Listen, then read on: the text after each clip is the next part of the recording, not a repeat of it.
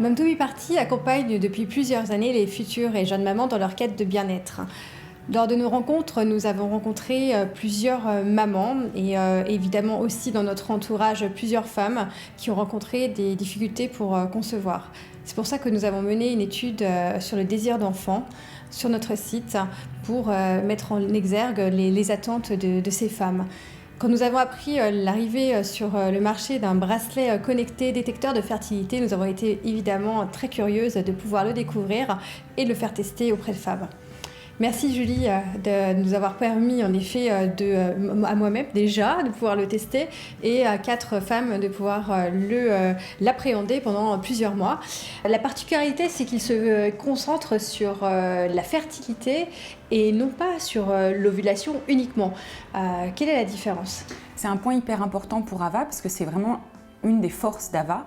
L'ovulation, en fait, une fois que l'ovule est relâché, il a 24 heures pour être fécondé. Alors qu'on dit on sait qu'une femme est fertile 6 jours par cycle, en moyenne. En fait, il faut en revenir à l'homme. L'homme aussi a son rôle à jouer dans la conception. Il faut savoir que dans le meilleur des cas, dans les conditions optimales, le spermatozoïde peuvent survivre jusqu'à 5 jours dans le corps de la femme, notamment dans les trompes de Fallope.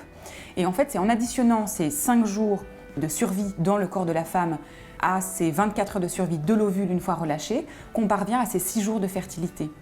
Et en fait, ce qui est intéressant à savoir, c'est que si l'ovule n'a que 24 heures pour être fécondé avant d'être supprimé, ça veut dire que c'est plus intéressant d'avoir des rapports avant l'ovulation.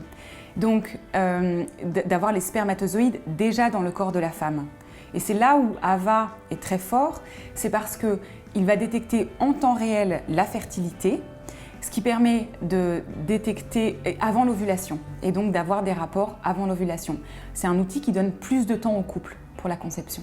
Donc on voit que ce bracelet permet de collecter énormément de données. C'est sûr que la démarche ne doit pas forcément être passive vis-à-vis de cette technologie. Grâce à l'application, on peut enrichir grâce à l'observation de son corps, des symptômes avant l'ovulation, et puis aussi partager évidemment tous ces résultats avec son conjoint. C'est tout l'intérêt et c'est même d'ailleurs très ludique.